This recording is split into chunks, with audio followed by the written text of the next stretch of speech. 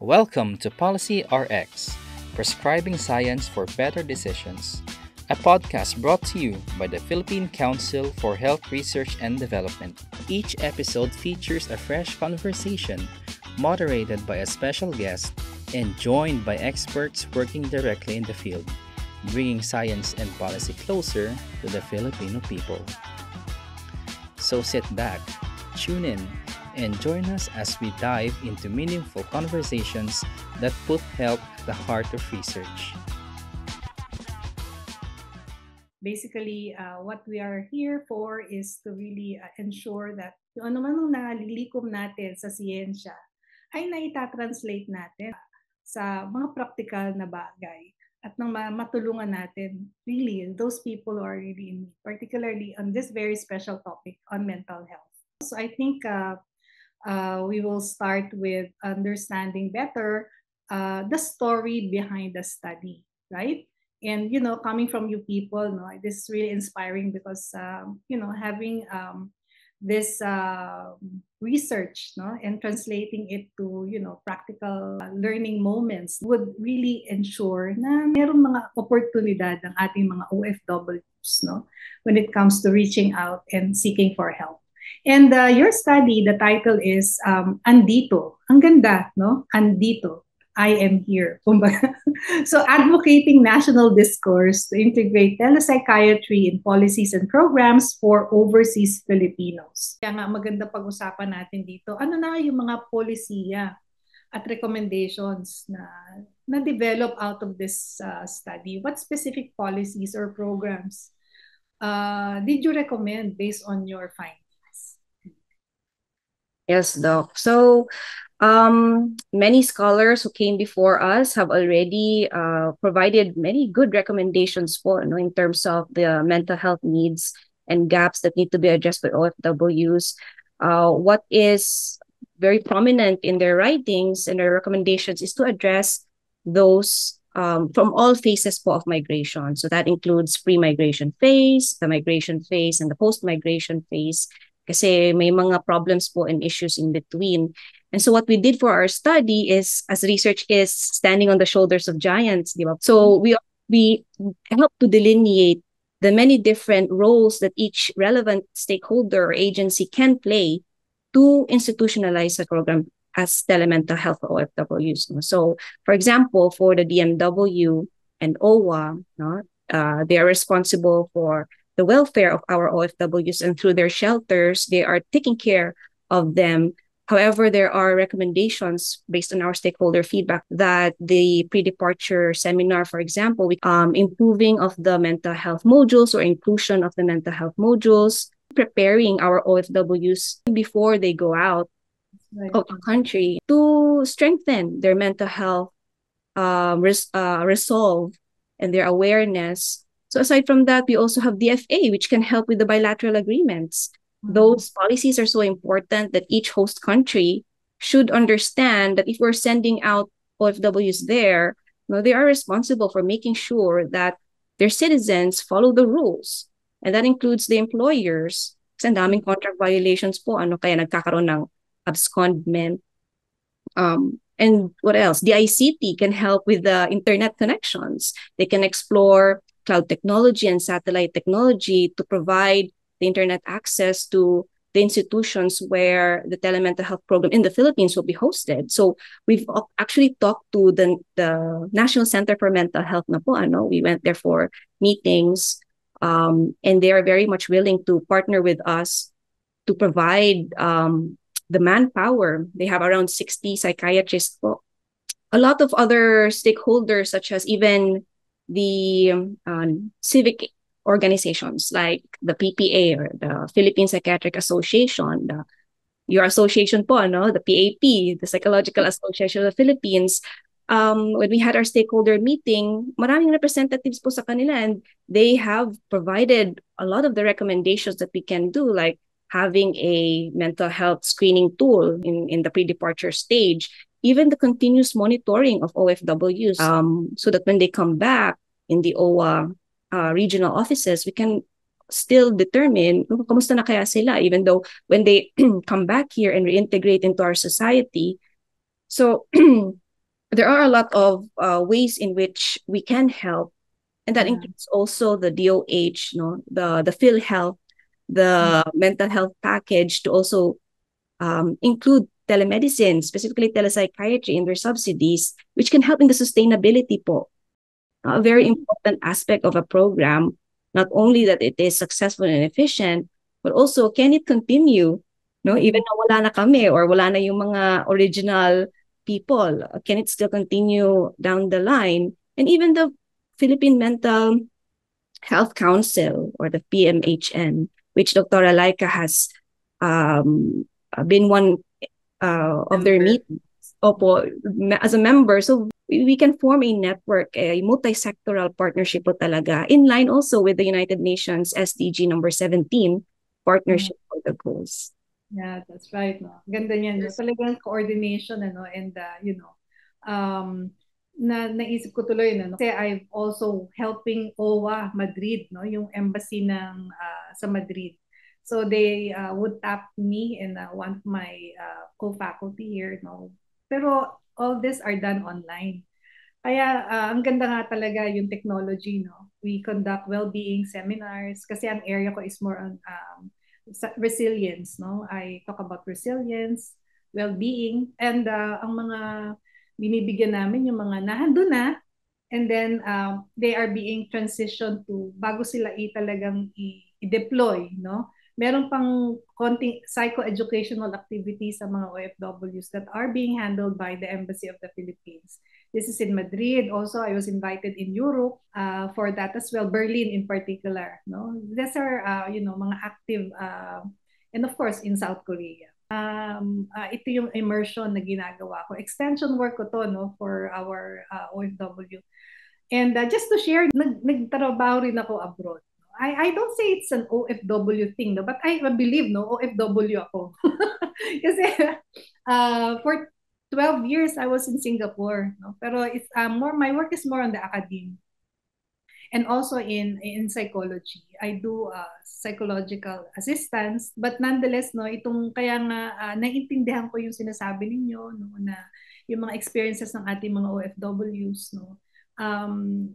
Sa Singapore, makikita mo sila every Sunday. No? Pag, yan na, punong-puno na ang Lucky Plaza. Yun ang mga places na pinupuntahan nila. Mga garden, mga botanical gardens. No? Grupo-grupo sila doon. At yun na, maya-maya may away-away na. Yung tipo bang ganun. Kasi nga talagang they get to be so anxious. They get to be, yun nga kanina na-mention mo yung mga depression, and then yung how they are able to externalize this, no, sometimes it's really negative. Kaya nga yung itong mga ginagawa na ninyo with what you mentioned, yung mga government agencies, no, are really important, no, in addressing various issues, no. So you are saying, no, this various multi-sectoral programs requires a lot of coordination. Tama po ba? Pero any other practical barriers, no, in the implementation of such? Were you able to experience this?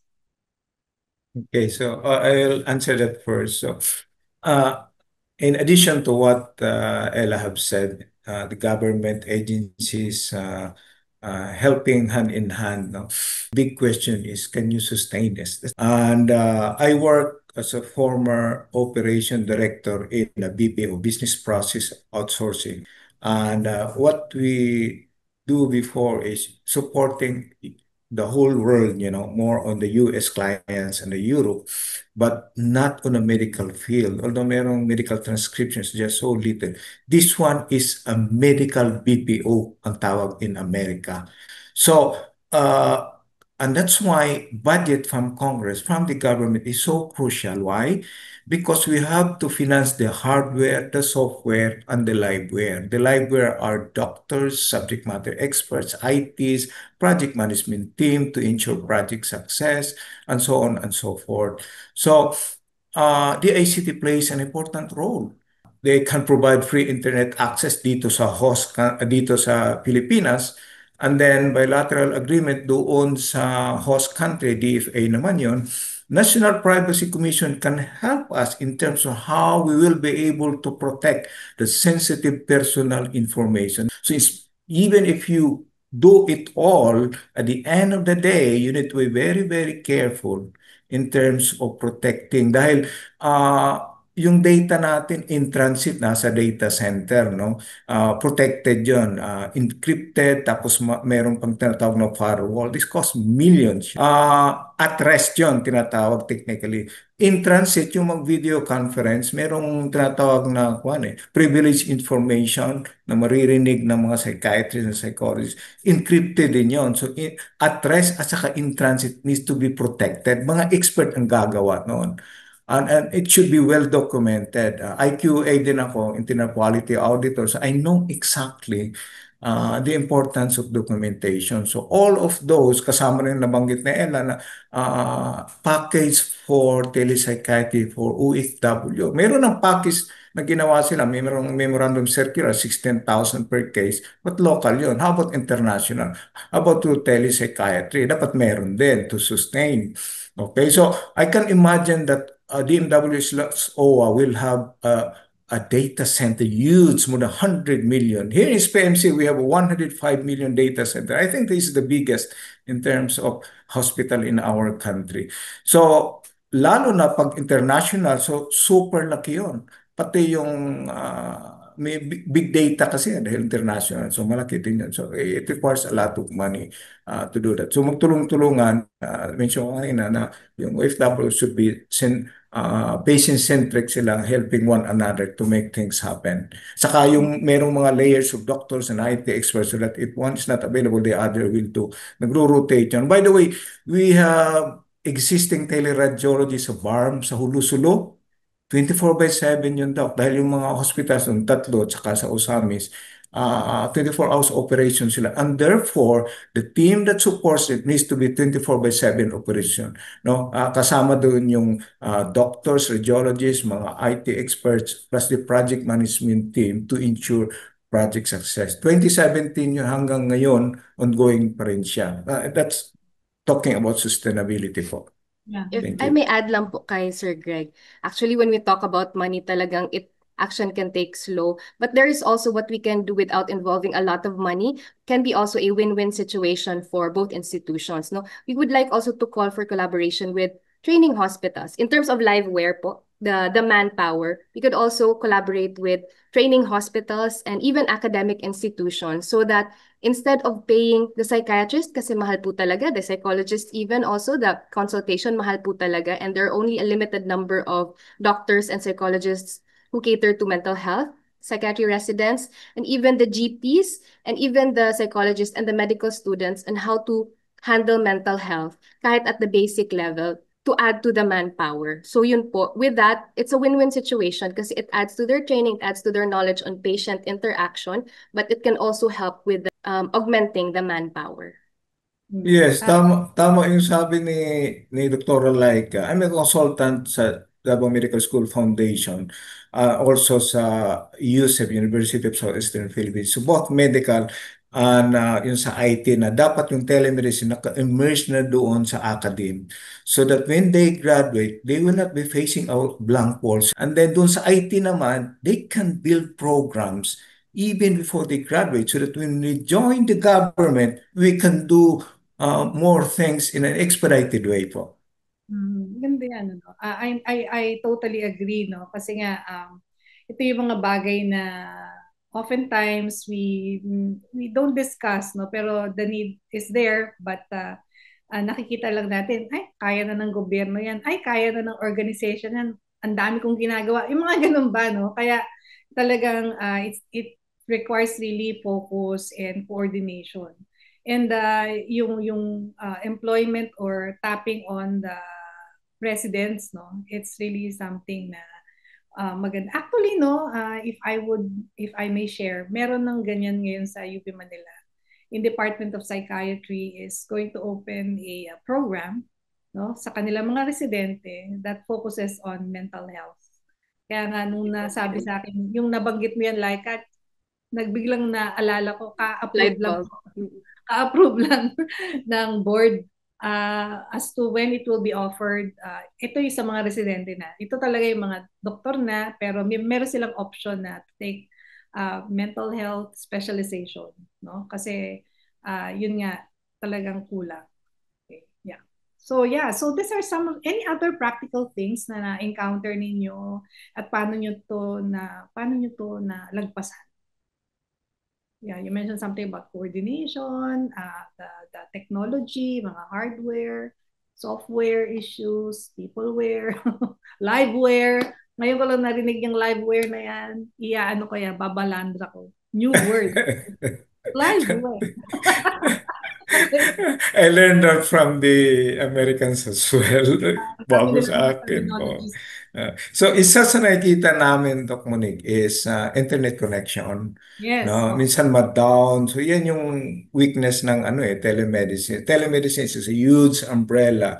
Meron teleconsultancy, teleradiology, telepsychiatry, teledermatology, and so on and so forth. So in the BPO call center, we usually have three connections, minimum of two, so that if one is down, then the other will do. And that's part of business continuity, which is under the umbrella of risk management. Importante yon. And the other one is privacy and security. You know, so marami yan, technical, yung behind the scene at saka yung tao. Kaya yung mga establishment namin dito sa data center, hindi ka basta-basta makapasok doon sa mga servers. Merong finger biometric, yung mga ganon. So isa din yon na babantayan. And doing telepsychiatry worldwide, I can imagine na bawat Philippine embassy merong telemedicine. You know, Yes. I spend money to talk to a lawyer, graduate locally and internationally. And he said it was agreed by United Nations that Philippine embassy, as an example, is considered as Philippine soil. And therefore, we as professionals, IT, doctors, lawyers, can exercise our profession. But on the other hand, also, meron ding medical staff doon, nurse or something, na will implement what needs to be done in terms of healthcare services. So, manpower also is a barrier dahil nga kukonti, no? 500 plus na siguro, 600. Psychiatrist, psychologist, halos ganun din. So, nabanggit ni Dr. Laika na training. So, merong mental health gap, no? MH gap training para to assist lang, no? Kaysa naman wala, psychiatrist, psychologist lang. So, very important yung training in terms of support sa ganitong klaseng endeavor po. Yeah, and then so nakikita natin yung malaking role ng mga host countries, no? Or mga employers who are abroad in this kind of activities or network, di po ba? Yes, yes. Yes po. Meron pala akong banggitin to, very important. Medicines, you know? So yan yung inisip na, paano itong medisina? Our e-prescription will not be accepted in other countries by default. So, buti na lang sa Kuwait saka sa Saudi, merong recommendation yung psychiatrist namin. And then they work it out, Philippine Embassy, OWA, combination, doon sa pharmacy sa host country. Pumayag naman sila. But we do not know with other countries. Oman, UAE. So, importante yung bilateral agreement. So, I learned na DFA, Department of Foreign Affairs, meron silang diplomatic votes na no question asked no sa loob. Probably in the future, with the help of DFA, Department of Health, pwede nating malagyan ng medicines, merong prescription from the doctor, paralegal siya, send it there periodically para meron ng medicine na talagang galing sa atin. As opposed to baka wala din doon. So, those are things na needs to be discussed on a higher level so that kasama yun sa pag-institutionalize a bill. Meron talagang regulation lalo na pag prescriptions na po. Yes, Doc. I agree with you. And kaya nga pag sinabing telepsychiatry, lalo na yung talagang needing medication na, di ba? Kasi meron tayong maraming dyan, mga available na mental health support at talk therapy, no? Pero yung pharmacological treatment is really also critical, no? Yes. With this psychiatric and psychological issues ng ating Tama. At saka nabanggit ni Ella yung sustainability, yung returning OFWs, Department of Health merong toll-free and they will be rerouted to where they needs to be. Halimbawa, mental health issues, they will connect you to the National Center for Mental Health, okay? Metro Manila yon. Dito naman sa Mindanao, iikot lang namin nila sa Davao provinces, meron kaming teleconsultancy. So we talk to various MHO, municipal health officer, the mayors, the LGU to make it short, na meron kaming teleconsultancy. Nasa Facebook yan, na SPMC Virtual Consult. Whoever they are, hindi lang OFWs, whatever their sicknesses are, pwede sila mag-connect doon. Kung electronic prescription lang, medicines lang, they don't have to go to the hospital, queue there for the whole day is a waste of time and money. Then, mag-breakfast ka, mananghalian ka, mamasahe ka pa, no? So, kung yun lang problema mo, yung first layer of issues, madali yun. Iba na yung talagang operahan ka. So, these are the kinds of sustainability that we think about. Pag nasa full-blown implementation, ang tinatawag nating implementation science. I love implementation. Hindi lang yun nasa manual. Implementation is the most difficult one, especially if it's an international implementation po. That's correct, no? Yung role talaga ng mga ng host countries, employers, they should also be familiar and aware na mayroong mga ganitong serbisyo that their employees, yung mga OFWs nila sa kanilang mga household can also reach out. Naisip ko tuloy, paano kung sila ang may problema? Di ba? At sila ang nagbibigay problema sa ating mga OFWs. Well, that's another story. Okay. Panabago sigurong research. Saka ngayon nag-evolve na talaga, hindi na household, hindi na mga OFWs natin, hindi na lang focus sa mga nasa domestic work, no? Yan nga, yung sa seafarers. At meron ngayon dumadami na yung mga trucking ba? Yung nagda-drive. Na mag-isa lang silang nirorota nila yung buong Europa, dala-dala nila yung mga shipments, no? Nagda-drive sila mag-isa or siguro meron silang company. At, ito rin, no? Isa ito sa mga na-encounter ko mga snippets of case studies, no? Na it's a growing, they are growing in numbers din na mga OFWs natin now are in that kind of trucking. Sabi nila trucking, pero actually nagda-drive sila. No? Dala-dala nila yung malalaking shipments, sometimes on their own, sometimes may karoon silang co-pilot, pero it's a very lonely work.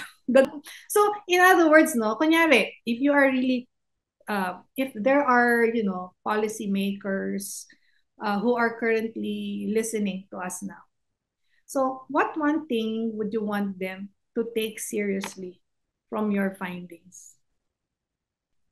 Sige, ako muna. Okay. They are having this for the longest time. We read in the newspapers, in Congress and Senate, and then what? No, kaya sinabi ko kanina, responsiveness, one of the goals of Department of Health. We have the technology. So policymakers need to act in a unified way to be able to make things happen for them. The time is now. We cannot wait. No, and I pray and I hope na policymakers in Congress and Senate touch their hearts, because these are OFWs. We love them. Not only they help in our GDP, but they are people like us. At the end of the day, we're all Filipinos who need healthcare services, whether in our country or outside the country po. Thank you so much. No, that's a very a touching call, to act and to act now. Okay. Yeah. So, because we're talking about calling our policymakers to action, no, how can this research be useful now to our OFWs? In plain words, no? Lalo na kunyari nakikinig ngayon ng ating mga OFWs, no? Paano nila masasabing makikinabang ba ako dito sa research na to, sa study na to? As a former OFW, yung kasing yung para bang separation anxiety, away, dahil sa umpisa 1994, wala yung family ko eh. I was there June 1994. Dumating yung December, I want to go home. For the first time, I was away. So, right now, we have the communication on Facebook, Zoom. So, we grab the opportunity to use technology in terms of healthcare services. So, ito na yun. It can help the OFWs upfront, and that's part of responsiveness sa Department of Health goal. Second, doon sa families nila, they will be comforted. Ay, salamat, okay lang pala yung Reassured. anak ko. We can talk to them any time of the day.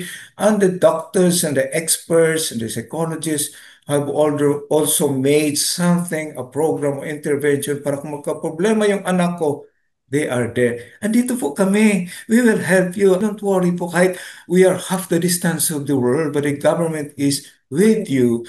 And this is in line with Mental Health Act and also the Universal Health Care. Just to second that, kaya po andito yung project namin because we want to let them know that with collaboration with a lot of agencies, the government, both private and government, andito po tayo for them to reassure them so that they don't have to suffer alone. They don't have to wait to be repatriated to the Philippines before they can get professional help with a Filipino doctor. Pwede na po silang mabigyan ng mental health care or services online and real time. Yeah, that's right, no? And I think, no, yun nga, collaboration, sustainability, those are now the buzzword na pinag-uusapan natin. At saka yung bang coordination na din siguro, no? Kasi Yes. siguro siguro mga 3 years mga 3 years ago, no, I was also invited to provide a parang psychoeducation among children of OFWs in Region 4. Oo, Yes. so may iba ring mga issues ang ating kabataan, no? Ito yung mga scholar ng OWA, anak ng mga OFWs, no, who are in Region 4.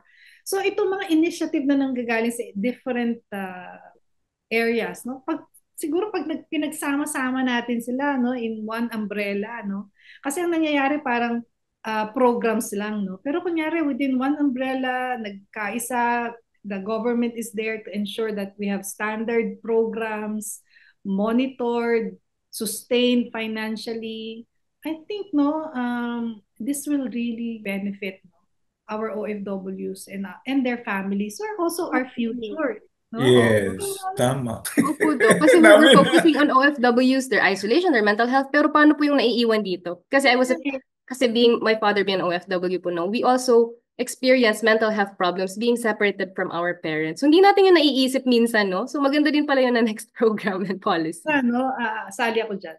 Kasi yung mga na-encounter kong mga anak ng mga OFWs, although they always say, dami naming nakukuhang benefits, financially or even material, no? Talagang uulanin sila ng regalo, uulanin sila ng pasalubong. Pero syempre after na, kasi 'di ba, alam naman natin in psychiatry, no? In psychology, syempre yung dopamine mo taas, no? Wow, saya. Pero pag wala na 'yon, malungkot na ulit. 'Di ba? Yes, Mababa na so, yung mga neurotransmitters associated with the excitement, yes, regalo, excitement ng nakikita mo o na lalaro mo, no? Yung mga ganyan. Pero after that, wala. No? So, there's something that yes. we talk about na hindi naintindihan. Akala nila parang cycle lang yan. No, it's not cycle. It's psychological. No, hindi yan cycle lang. No? Tama. Na-remember ko, Doc, yung kakilala ko family, they migrated to Japan, nakapag-asawa ng Hapon. Yung anak niya, yung sabi mo, nagka-problema psychologically. So, because of communication barrier, not very good in English, yung Japanese psychiatrist, nagka-problema sila.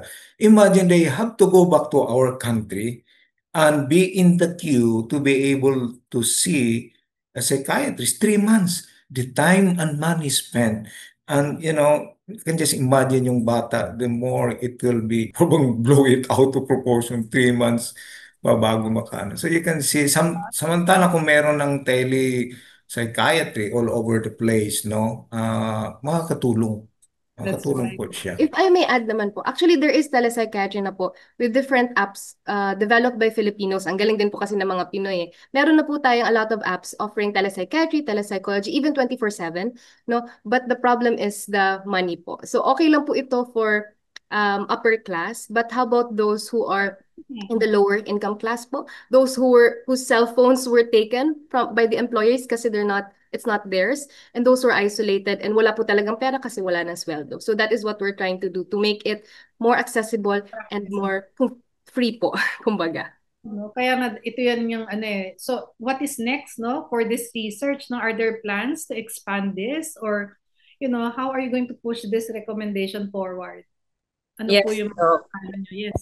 Opo. So we're very thankful to DOST-PCHRD first of all, no, for funding and supporting us for several years already. Even having this platform po for podcast and disseminating our research, they've been our number one supporters po talaga, no. And so as a research team, hindi lang pwede na research ka lang na research and then your manuscript is just on the shelves and then what? Di ba? Hindi siya magagamit. So you really need to translate your findings, and that's exactly what we're going to do. We will continue our advocacy campaigns. We will continue collaborating with relevant stakeholders. And perhaps in the future, eventually, we will be looking for champions in the Congress, in the Senate, and policymakers to really find ways on how to make this institutionalized. Yeah, thank you so much, Cristel. No? And then, so nakikita natin organization, government, whether private, public yan, even ordinary citizen really require this, no? And then yung bang makita nila the availability, the access is there, and and coming from you, no, your advocacies, no, would really it's a very strong, no, message to our policymakers and to private organizations and public organizations to really also support in their own respective ways on the call for more awareness on mental health issues of our OFWs. No? And so personally, no, what has this project taught you? No? Anong parang learning takeaways ninyo from this project after having gone through the research? And you've been doing this, sabi nga ni Sir Greg, no, matagal nyo nang ginagawa, pero ito na, may data na kayo. Empirically, no, ito na yung study to support and to really ito na yung evidence, kumbaga, scientific evidence na meron talagang problema and there is a way and there is a solution, no? But at the end of the day, personally, what is your learning takeaways from this entire experience?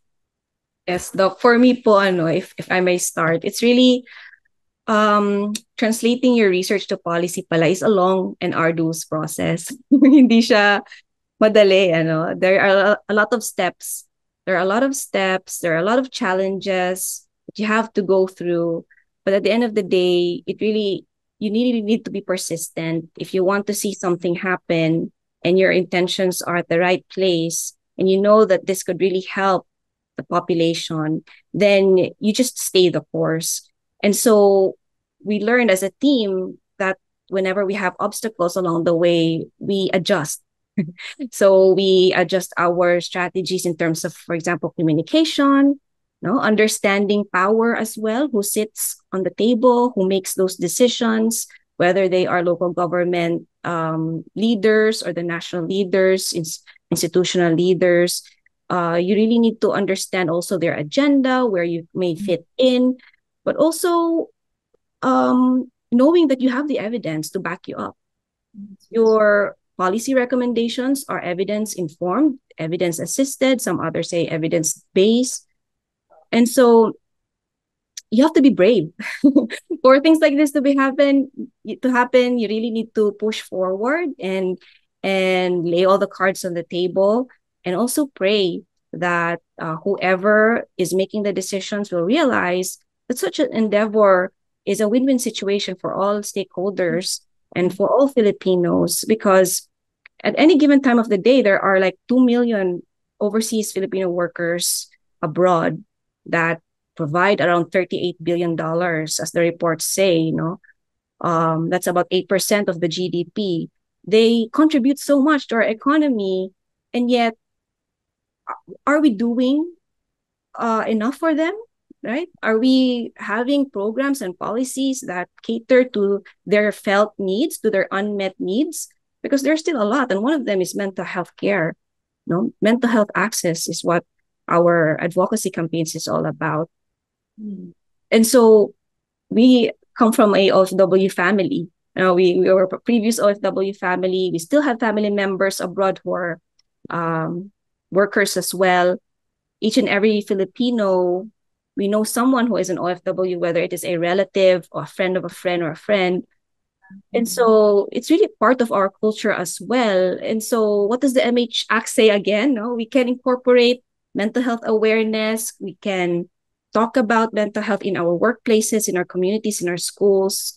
We can use our platform. We can use social media. We can use any means necessary, whether big or small, to really voice out our support for OFWs and their mental health care access.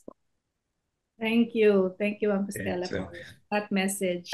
Good thing that Ma'am Cristela mentioned about the ordinary citizens po. No, actually, even the ordinary citizens who are listening to this podcast, no, there is something that you can do, even if with little power. No, what you can do first and foremost is to share this podcast if you can, not just to your timeline, but to also to other people who can make a change. So yun po, and thank you, no, for the UST Policy Grant Program for making this happen, and also to to Doc Monique, no, for coming to this podcast for us. So ayun po yung mga personal na learnings in this entire endeavor with telepsychiatry projects po, no. I would second what what Ma'am Ella said.